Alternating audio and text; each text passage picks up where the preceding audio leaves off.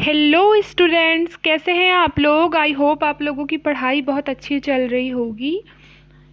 आज हम MCQ solve करने वाले हैं यूपीपीसीएस के, जो कि हमने 102 नंबर तक के क्वेश्चन सॉल्व कर लिए थे। आज हम 103 से स्टार्ट करने वाले हैं, तो चलिए आइए स्टार्ट करते हैं। आपको आपकी स्क्रीन पर पहला क्वेश्चन दिखाई दे रहा होगा। लागोस में वर्ल्ड टेबल टेनिस कंटेंडर में सिंगल्स क्राउन जीतने वाली पहली भारतीय महिला कौन है? तो इसका करेक्ट आंसर हो जाएगा श्रीजा अकुला। श्रीजा अकुला जो है वो इस क्राउन को जीतने वाली पहली भारतीय महिला बनी है। ठीक है, आगे बढ़ते हैं। राष्ट्रीय सांख्यिकी दिवस के संदर्भ में कौन सा स्टेटमेंट करेक्ट है? तो आइए इसे देख लेते हैं। तो सबसे पहले ये भारत में प्रतिवर्ष 29 जून को मनाया जाता है, 29 जून, ये बिल्कुल करेक्ट है। फिर है यह भारतीय सांख्यिकी के जनक कहे जाने वाले प्रशांत चंद्र महालनोबिस की जयंती के उपलक्ष्य में मनाया जाता है, ये भी स्टेटमेंट बिल्कुल करेक्ट है। मतलब इसका आंसर हो जाएगा 1 and both are correct. Answer है ऑप्शन नंबर बी। आगे देखते हैं, निम्नलिखित में से कौन से द्विपक्षीय अभ्यास भारत और जापान के बीच आयोजित किए जाते हैं? तो इसका करेक्ट आंसर हमारा हो जाएगा सबसे पहले तो मालाबार, फिर वीर गार्जियन शिन्यू मैत्री, फिर है धर्म गार्जियन। ठीक है, तो ये जो है हमारा ऑप्शन नंबर बी जो है वो करेक्ट आंसर हो जाएगा। ठीक है, और जो खंजर है, याद रखिएगा, खंजर भारत और किर्गिस्तान के बीच वार्षिक द्विपक्षीय अभ्यास है। ठीक है, ये द्विपक्षीय अभ्यास है भारत और जापान के बीच नहीं, बल्कि भारत और किर्गिस्तान, भारत और किर्गिस्तान। ठीक है, किर्गिस्तान, याद रखिएगा। आगे बढ़ते हैं। निम्नलिखित में से कौन भारतीय नौसेना की पहली महिला हेलीकॉप्टर पायलट बन गई है? तो इसका करेक्ट आंसर है हमारा अनामिका बी राजीव। अनामिका बी राजीव जो है वो भारतीय नौसेना की पहली महिला हेलीकॉप्टर पायलट बन गई है। ये बहुत ही इम्पॉर्टेंट क्वेश्चन हो जाता है, क्योंकि पहली महिला हेलीकॉप्टर पायलट के बारे में बात हो रही है। ठीक है, फिर आगे बढ़ते हैं। अगला क्वेश्चन है, वर्ष 2024 में आयोजित ऑल इंडिया टेनिस एसोसिएशन ने निम्नलिखित में से किस व्यक्ति को आजीवन उपलब्धि के लिए दिलीप बोस पुरस्कार देने की घोषणा की है? दिलीप बोस पुरस्कार, ठीक है, उनके आजीवन अचीवमेंट अवार्ड है, लाइफ टाइम अचीवमेंट। किसे दिया गया है? नरसिंह एवं रोहिणी लोखंडे को। ठीक है, मतलब ऑप्शन नंबर ए जो है वो करेक्ट आंसर हो जाएगा। याद रखिएगा कि जो नरसिंह हैं उन्होंने कई वर्षों तक किसमें कार्य किया था? टेनिस कोच के रूप में कार्य किया था। और जो रोहिणी लोखंडे हैं उन्होंने राष्ट्रीय खेल संस्थान से अर्हता प्राप्त करने वाली वो पहली महिला कोच बनी थी। और रोहिणी लोखंडे मतलब दोनों बेसिकली टेनिस से ही रिलेटेड है, टेनिस के क्या है, कोच है ये दोनों, नरसिंह एवं क्या नाम है, रोहिणी लोखंडे, ये टेनिस कोच है। आई होप आपको समझ में आ रहा होगा। अगला क्वेश्चन देखते हैं, निम्नलिखित में से कौन उत्तर प्रदेश की पहली महिला मुख्यमंत्री है? तो ये बहुत ही इजी क्वेश्चन है, हम लोगों ने बचपन से पढ़ा है, Sucheta Kripalani, option number B. आगे बढ़ते हैं, नमामि गंगे कार्यक्रम के बारे में देखते हैं कि कौन सा स्टेटमेंट करेक्ट है। तो पहला स्टेटमेंट है, यह केंद्र सरकार द्वारा जून 2014 में आयोजित एक फ्लैगशिप कार्यक्रम है। अगला स्टेटमेंट है, राष्ट्रीय गंगा परिषद की अध्यक्षता जल शक्ति मंत्री करते हैं। तो सबसे पहले देख लेते हैं कि कौन सा स्टेटमेंट इसका करेक्ट होगा। तो यह केंद्र सरकार द्वारा जून 2014 में आयोजित एक फ्लैगशिप कार्यक्रम है, नमामि गंगे कार्यक्रम, ये बिल्कुल करेक्ट आंसर है। ठीक है, लेकिन जो सेकंड स्टेटमेंट है कि राष्ट्रीय गंगा परिषद की जो अध्यक्षता है वो जल शक्ति मंत्री करते हैं, ये बिल्कुल गलत है, क्योंकि हमें पता है कि राष्ट्रीय गंगा परिषद के जो अध्यक्ष होते हैं वो हमारे देश के प्रधानमंत्री होते हैं। ठीक है, जो कि वर्तमान में श्री नरेंद्र मोदी जी हैं। ठीक है, अगला क्वेश्चन देखते हैं, भारत में गेहूं उत्पादन के संदर्भ में निम्नलिखित में से कौन सा जो उत्पादन क्रम है वो सही होगा?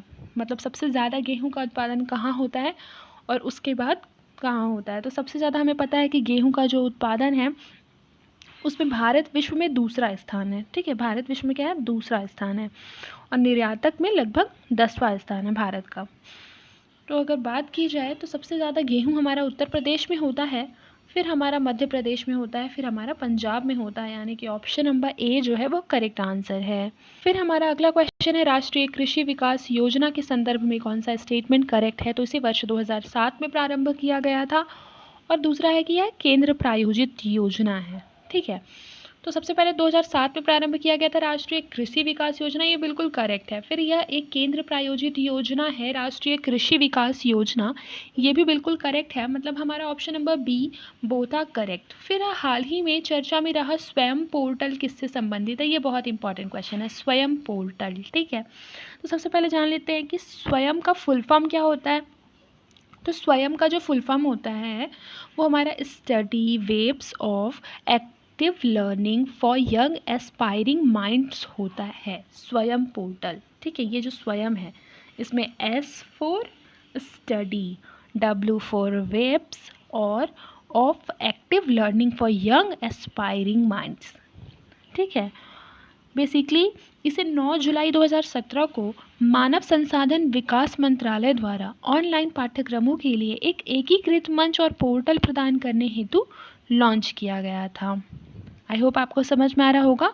और इसका जो उद्देश्य है वो यह सुनिश्चित करना है कि प्रत्येक देश के जो प्रत्येक छात्र हैं उनको सस्ती कीमत पर सर्वोत्तम गुणवत्ता वाली उच्च शिक्षा प्राप्त की जाए। तो यदि बात करें स्वयं पोर्टल के बारे में तो यह उच्च शिक्षा से रिलेटेड है। ठीक है, उच्च शिक्षा से रिलेटेड है। आई होप आपको समझ में आ रहा होगा। आगे बढ़ते हैं। तो हमारा इसका करेक्ट आंसर हो जाएगा मैसिव ओपन ऑनलाइन कोर्स का स्टडी वेब पोर्टल। ठीक है, मतलब ऑप्शन नंबर सी। फिर अग्निपथ योजना के बारे में भी जान लेते हैं कि अग्निपथ योजना क्या है। यह जनरली ऐसा होता है कि करंट में चर्चे में ही रहती है। तो सबसे पहले तो यह अग्निपथ योजना जो है वो देशभक्त और प्रेरित युवाओं को 4 वर्ष के लिए सशस्त्र बलों में सेवा करने की अनुमति देती है और इसकी जो शुरुआत है वो 2022 से की गई थी। ठीक है, 2 स्टेटमेंट दिए हैं, आइए देखते हैं।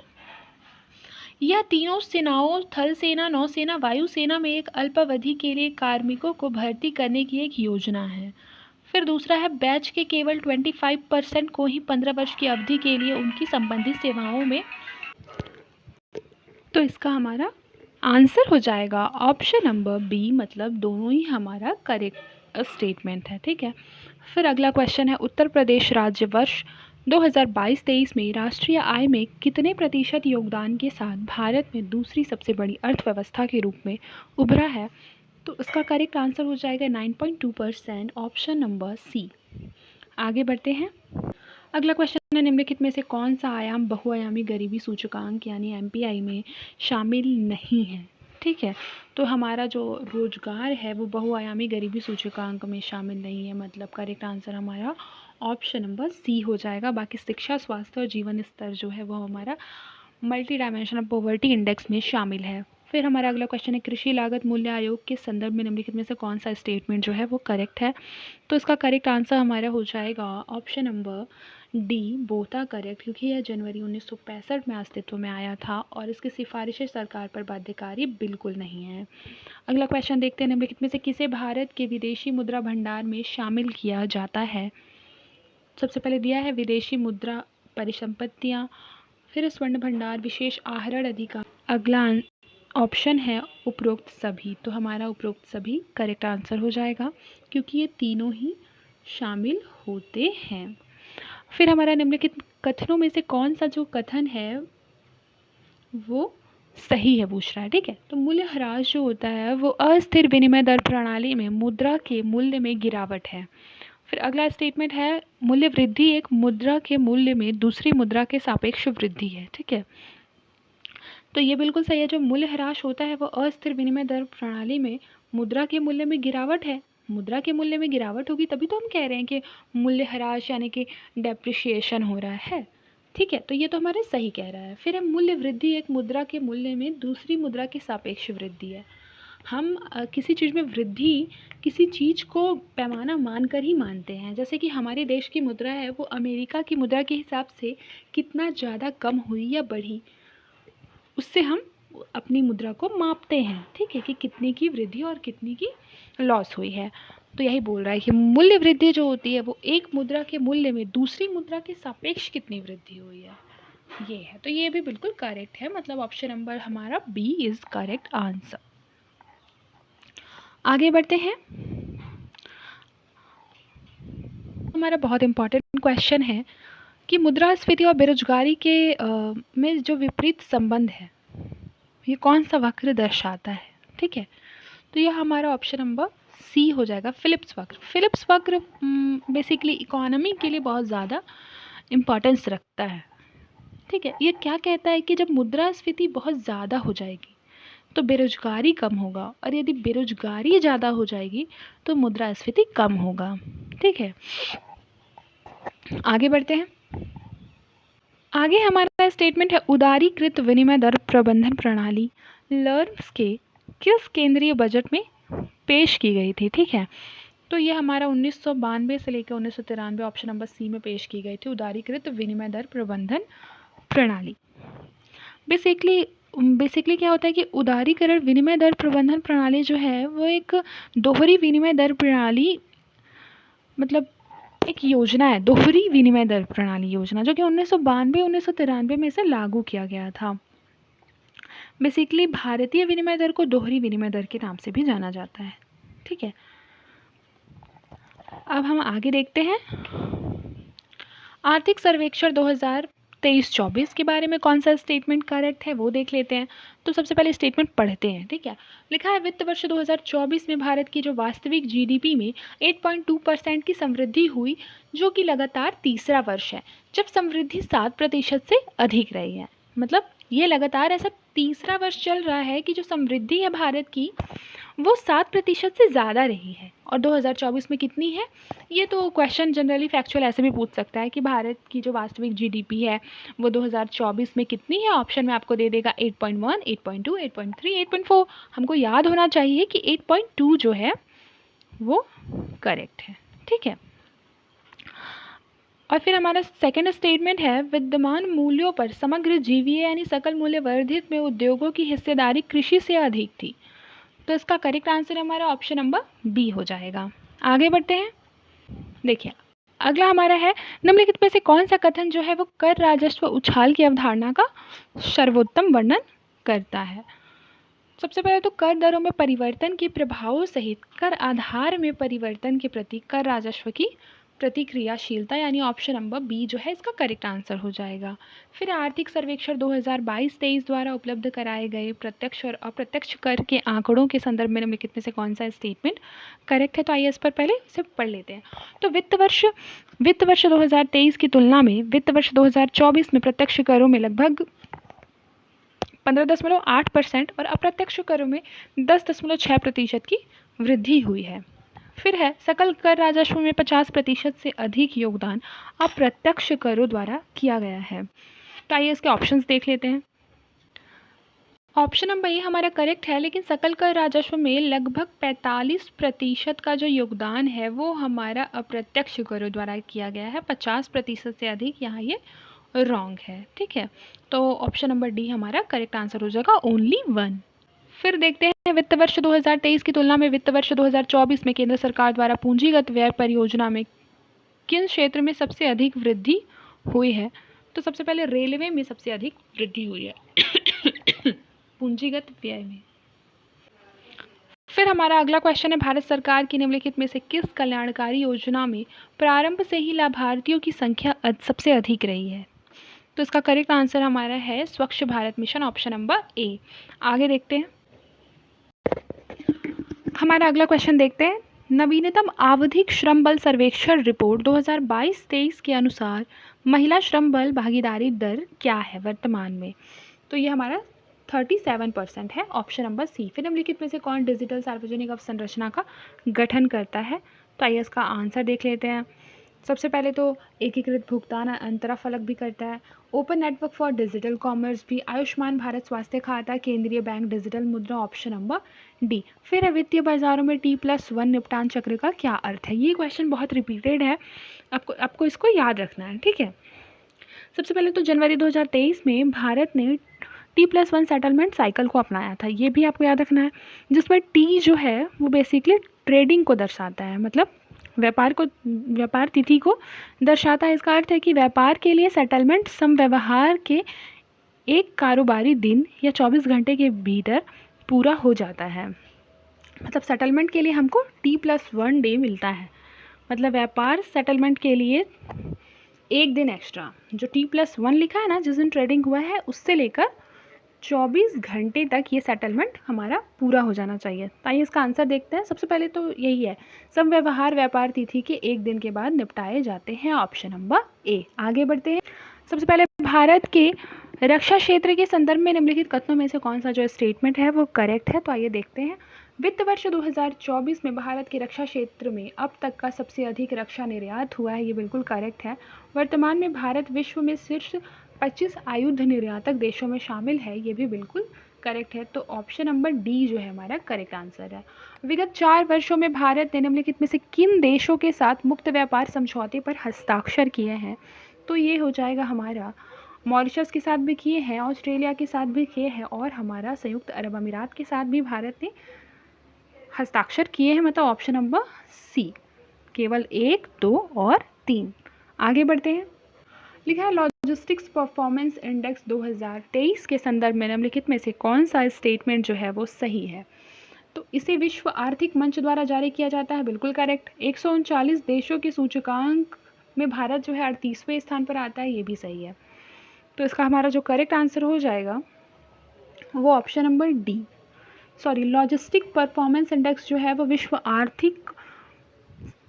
आर्थिक मंच द्वारा जारी नहीं किया जाता, वर्ल्ड इकोनॉमी फोरम द्वारा नहीं, बल्कि लॉजिस्टिक्स परफॉर्मेंस इंडेक्स जो है वो विश्व बैंक द्वारा जारी किया जाता है, वर्ल्ड बैंक के द्वारा। ठीक है, इसको याद रखिएगा, माय मिस्टेक, वर्ल्ड बैंक। आपसे पूछेगा कि लॉजिस्टिक परफॉर्मेंस इंडेक्स जो है वो किसके द्वारा जारी किया जाता है, तो ये हमारा हो जाएगा विश्व बैंक के द्वारा। आगे देखते हैं। आगे हमारा क्वेश्चन है, भारत के नवीनीकरणीय ऊर्जा क्षेत्र के संदर्भ में निम्नलिखित कथनों में से कौन सा स्टेटमेंट जो है वो सही है? तो भारत की संचयी स्थापित सौर ऊर्जा क्षमता अप्रैल 2024 तक लगभग 82 गीगावाट तक पहुंच गई है। फिर है, स्थापित बिजली उत्पादन क्षमता में गैर जीवाश्म स्रोतों की हिस्सेदारी 50% तक पहुंच गई है। इस प्रकार इसका राष्ट्रीय निर्धारित योगदान लक्ष्य पूरा हो गया है।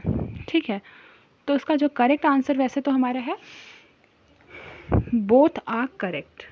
ठीक है, नहीं, ओनली वन, क्योंकि भारत की संचयी स्थापित सौर क्षमता अप्रैल 2024 तक 82 गीगावाट तक पहुंच गई, ये तो सही है, लेकिन हिस्सेदारी 50% तक पहुंच गई। जनरली 50% का जो स्टेटमेंट है, मतलब आपको अगर नहीं आता है तो आप उसको जनरली रॉन्ग कर सकते हैं, क्योंकि मैक्सिमम टाइम वो रॉन्ग ही होता है, क्योंकि 50% की हिस्सेदारी जो है वो एक बहुत ही ह्यूज है। ठीक है, 40% 50 से नीचे कहीं ना कहीं स्टेटमेंट सही होते हैं, लेकिन 50% से ऊपर या 50 बोल रहा है तो वो रॉन्ग ही होता है, ये हमारा रॉन्ग है, मतलब option number B is correct answer. आगे बढ़ते हैं। ग्लोबल स्टॉकटेक क्या है? ये भी बहुत रिपीटेड क्वेश्चन है कि ग्लोबल स्टॉकटेक क्या है। तो चलिए आइए स्टेटमेंट देखते हैं कि कौन सा करेक्ट है। फर्स्ट में लिखा है, यह पेरिस जलवायु समझौते के तहत स्थापित एक आवधिक समीक्षा तंत्र है। फिर है, यह कार्बन मूल्य निर्धारण तंत्र के लिए एक मंच है। यह अंतर्राष्ट्रीय प्रवासियों के लिए वैश्विक भंडार है। यह क्रिप्टो करेंसी बाजार की समीक्षा के लिए एक मंच है। तो सबसे पहले ऑप्शन नंबर ए जो है वो करेक्ट आंसर है। पेरिस जलवायु समझौता कौन से सन में हुआ था? बिल्कुल करेक्ट, 2015 में। उसमें ये जलवायु समझौते के लिए क्या किया गया था? एक समीक्षा तंत्र अपनाया गया था ग्लोबल स्टॉकटेक के तहत, और इसकी समीक्षा कब होती है? प्रत्येक 5 वर्षों में। तो अगर ये पूछेगा कि ग्लोबल स्टॉकटेक में जो समीक्षा होती है वो प्रत्येक 2 वर्ष में होती है, तो आप कहेंगे गलत, क्योंकि समीक्षा जो होती है वो प्रत्येक 5 वर्ष में होते हैं। आगे बढ़ते हैं, बहुत सारे क्वेश्चन अभी हमको करने हैं।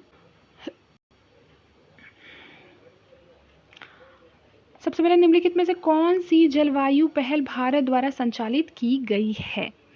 ठीक है, तो आइए देख लेते हैं। अंतर्राष्ट्रीय सौर गठबंधन भी है, एक विश्व एक सूर्य एक ग्रिड भी है, आपदा प्रतिरोधी अवसंरचना के लिए गठबंधन, द्वीपीय देशों के लिए सर्वसक्षम अवसंरचना, मतलब ऑप्शन नंबर डी। आगे बढ़ते हैं।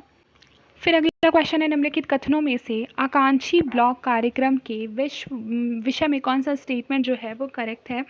तो ये देखते हैं, इसकी घोषणा जो है वो बजट 2022-23 में की गई थी, ये बिल्कुल करेक्ट है, ठीक है। देखिए, शुरुआती चरण में 36 राज्यों और केंद्र शासित प्रदेशों में 500 जिले को कवर किया जाएगा, ये गलत है, क्योंकि शुरुआती चरण में तो सिर्फ 31 राज्यों और केंद्र शासित प्रदेशों में 500 जिलों को कवर करेगा, यहाँ ये गलत है, ठीक है। यहाँ 31 होना चाहिए, मतलब ये हमारा रॉन्ग है, मतलब हमारा ऑप्शन नंबर सी करेक्ट है। पोषण भी पढ़ाई भी योजना क्या है? अगला क्वेश्चन हमारा क्या है, पोषण भी पढ़ाई भी योजना से है। तो ये देखते हैं, ये शिक्षा मंत्रालय की एक प्रमुख योजना है और इस योजना के तहत प्रत्येक बच्चे को प्रतिदिन कम से कम 3 घंटे की उच्च गुणवत्ता वाली शिक्षा जो है वो प्री स्कूल शिक्षा के रूप में प्रदान की जाएगी। तो ये बिल्कुल गलत है, दोनों ही स्टेटमेंट गलत है, क्योंकि यह योजना जो है वो केंद्रीय महिला एवं बाल विकास मंत्री की एक प्रमुख योजना है, ठीक है। और यह सुनिश्चित करता है कि प्रत्येक बच्चे को प्रतिदिन कम से कम 2 घंटे की उच्च गुणवत्ता वाली प्री स्कूल शिक्षा प्रदान की जाएगी, मतलब यहाँ हमारा 2 आवर्स होगा, ठीक है। मतलब ये हमारा ऑप्शन नंबर ए करेक्ट होगा, नन ऑफ देम। फिर हमारा अगला क्वेश्चन है, बजट 2024-25 में उल्लेखित रोजगार प्रोत्साहन योजना के संदर्भ में निम्नलिखित कथनों पर विचार करना है, ठीक है। तो आइए पढ़ते हैं। इस योजना के तहत औपचारिक क्षेत्र में पहली बार कार्यबल में प्रवेश करने वाले लोगों को सरकार से सब्सिडी के रूप में 1 महीने तक का वेतन मिलेगा, जिसकी अधिकतम सीमा 20,000 रुपये है। फिर है, यह योजना कार्यबल में प्रवेश करने वाले सभी व्यक्तियों पर लागू होती है जिसका मासिक वेतन क्या है, 1 लाख से कम है। तो ये हमारा बिल्कुल सही है, लेकिन जो हमारा ऑप्शन नंबर ए है, मतलब स्टेटमेंट 1, वो गलत है, क्योंकि ये 15,000 है, ठीक है। आई होप आपको समझ में आया होगा, मतलब इसका हमारा correct answer option number C. आगे बढ़ते हैं। अगला क्वेश्चन है, बजट 2024-25 के अनुसार निम्नलिखित में से कौन सा स्टेटमेंट जो है वो सरकार की राजस्व की प्रवृत्ति का वर्णन करता है। सरकार की राजस्व की प्रवृत्ति का वर्णन, तो आइए पढ़ते हैं। सबसे पहले तो योगदान का बड़ा हिस्सा उधार एवं अन्य देनदारियों से आता है, ये बात बिल्कुल सही है और बहुत ही कॉमन सेंस लगा के भी हम इसे सही कर सकते हैं। फिर है, सरकार के कर राजस्व में आयकर का योगदान वस्तु और सेवा कर से अधिक है। जाहिर सी बात है, जो हमारा इनकम टैक्स का जीडीपी में जो योगदान है वो हमारा जीएसटी से ज़्यादा है, ठीक है। तो ये हमारा ऑप्शन नंबर सी करेक्ट होगा। फिर बजट 2024-25 के अनुसार तरुण श्रेणी के तहत मुद्रा ऋण से बढ़ी हुई सीमा क्या है। तो उसका करेक्ट आंसर हो जाएगा ऑप्शन नंबर बी, 20 लाख, ठीक है। आगे बढ़ते हैं। अगला क्वेश्चन है, केंद्रीय बजट 2024-25 में नवीनतम विकास के लिए कौन सा वाक्य सही है, ठीक है। तो आइए एक एक करके पहले वाक्य को पढ़ लेते हैं। सबसे पहला है, सरकार ने पूंजीगत व्यय के लिए सकल घरेलू उत्पाद का 3.4% आवंटित किया है। फिर केंद्र सरकार का राजकोषीय घाटा सकल घरेलू उत्पाद 4.9% रहने का लक्ष्य है, जो वित्त वर्ष 2024 से कम है। फिर वर्ष 2024-25 में राजस्व घाटा सकल घरेलू उत्पाद का 1.8% रहने का लक्ष्य है, तो ऑल हमारा करेक्ट आंसर हो जाएगा, ऑल। फिर अगला क्वेश्चन बजट 2024-25 से रिलेटेड, आइए सबसे पहले इसके सारे स्टेटमेंट पढ़ लेते हैं एक बार। स्टेटमेंट क्या कह रहा है कि सभी परिसंपत्ति श्रेणियों में अल्पकालिक पूंजीगत लाभ कर और दीर्घकालिक पूंजीगत लाभ कर में वृद्धि की गई है, बिल्कुल करेक्ट है। फिर विकल्प वायदा की बिक्री पर लगाए जाने वाले प्रतिभूति लेन देन कर में वृद्धि की जाएगी, बिल्कुल करेक्ट। सोलर ग्लास और सोलर सेल और मॉड्यूल के निर्माण में उपयोग किया गया है के लिए सीमा शुल्क क्या की गई है, वृद्धि की गई है, मतलब यहाँ ऑल हो जाएगा, इसमें भी हमारा ऑप्शन नंबर डी। आगे बढ़ते हैं। आइए हमारा अगला क्वेश्चन देखते हैं, निम्नलिखित में से किस केंद्रीय मंत्रालय को बजट 2024-25 में सबसे अधिक आवंटन मिला है, ठीक है। तो इसका करेक्ट आंसर हमारा हो जाएगा रक्षा मंत्रालय। फिर है, बजट 2024-25 में अपनाई गई सब्सिडी व्यवस्था के संदर्भ में कौन सा स्टेटमेंट जो है करेक्ट है। तो ये हमारा हो जाएगा, खाद्य सब्सिडी के लिए आवंटन पिछले वर्ष के वास्तविक व्यय की तुलना में कम हो गया है, ऑप्शन नंबर ए, ठीक है। और उर्वरकों के निर्माण में उपयोग किए जाने वाले कच्चे माल की अंतर्राष्ट्रीय कीमतों में वृद्धि के कारण उर्वरक सब्सिडी पर जो व्यय है वो पिछले वर्ष की तुलना में क्या किया गया है, कम किया गया है, ठीक है, उसको याद रखिएगा। फिर आगे बढ़ते हैं। अगला क्वेश्चन है, निम्नलिखित में से किस प्रमुख योजना को बजट 2024-25 में सबसे अधिक आवंटन मिला है। तो उसका करेक्ट आंसर हो जाएगा मनरेगा को सबसे अधिक आवंटन मिला है। फिर जनजातीय कल्याण के लिए वित्त मंत्री ने बजट 2024-25 में निम्नलिखित में से किस योजना की घोषणा की है? तो यह है प्रधानमंत्री जनसंख्या उन्नत ग्राम अभियान, यानी कि ऑप्शन नंबर बी। आगे बढ़ते हैं। क्या बोल रहा है कि सेवा निर्यात के मामले में भारत की वैश्विक स्थान कौन सा है? सेवा निर्यात के मामले में भारत 7वें स्थान पर है। आगे बढ़ते हैं। अगला क्वेश्चन है, वित्तीय बाजारों के संदर्भ में सेबी द्वारा शुरू किया गया स्मार्ट कार्यक्रम क्या है? तो स्मार्ट कार्यक्रम जो हमारा है वो निवेशक शिक्षा के लिए एक कार्यक्रम है, ठीक है, ऑप्शन नंबर बी, निवेशक शिक्षा के लिए एक कार्यक्रम है। फिर सोशल स्टॉक एक्सचेंज के लिए कौन सा स्टेटमेंट करेक्ट है? तो आइए सबसे पहले स्टेटमेंट पढ़ते हैं। सरकार ने सेबी के विनियामक दायरे में वित्त वर्ष 2020 में सोशल स्टॉक एक्सचेंज शुरू करने का प्रस्ताव रखा है। फिर है सोशल स्टॉक एक्सचेंज के तहत गैर लाभकारी संगठन और गैर लाभकारी संगठन यानी एनजीओ स्टॉक एक्सचेंज प्रणाली के माध्यम से जनता से धन जुटा सकते हैं। फिर यह जीरो कूपन जीरो प्रिंसिपल साधन पर कार्य करता है। ये बिल्कुल करेक्ट है, मतलब ऑप्शन नंबर जो डी है वो हमारा करेक्ट आंसर है, यानी कि ऑल। आगे बढ़ते हैं। अगला क्वेश्चन है, निम्नलिखित में से किस नियामक संगठन ने वर्ष 2047 तक सभी के लिए बीमा मिशन शुरू किया है? ठीक है, सभी के लिए बीमा मिशन शुरू किया है। ये हमारा भारतीय बीमा विनियामक विकास प्राधिकरण, ये हम कॉमन सेंस भी लगा सकते थे। फिर है अटल पेंशन योजना आर्थिक सर्वेक्षण 2023-24 के अनुसार कौन सा जो स्टेटमेंट है वो सही नहीं पूछ रहा है ना, तो उसमें कौन सा स्टेटमेंट सही नहीं है? तो सबसे पहले स्टेटमेंट पढ़ते हैं। पेंशन सब्सक्राइबर के आधार पर एपीवाई सब्सक्राइबरों की हिस्सेदारी करीब 80% है, सही है। वित्त वर्ष 2023 में कुल सब्सक्राइबरों में महिला सब्सक्राइबरों की हिस्सेदारी करीब 49% है, सही है। ये हमारा रॉन्ग स्टेटमेंट है। 1/3 से भी कम सब्सक्राइबर 18 से 25 वर्ष की आयु वर्ग के हैं, रॉन्ग है।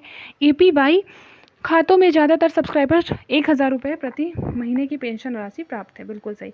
मतलब हमारा करेक्ट आंसर जो है सही नहीं है पूछा है, तो ऑप्शन नंबर सी हो जाएगा, सी। आज की क्लास में बस इतना ही, मिलते हैं नेक्स्ट क्लास में। तब तक के लिए मन लगाकर पढ़ाई करते रहिए और अपना ख्याल रखिए।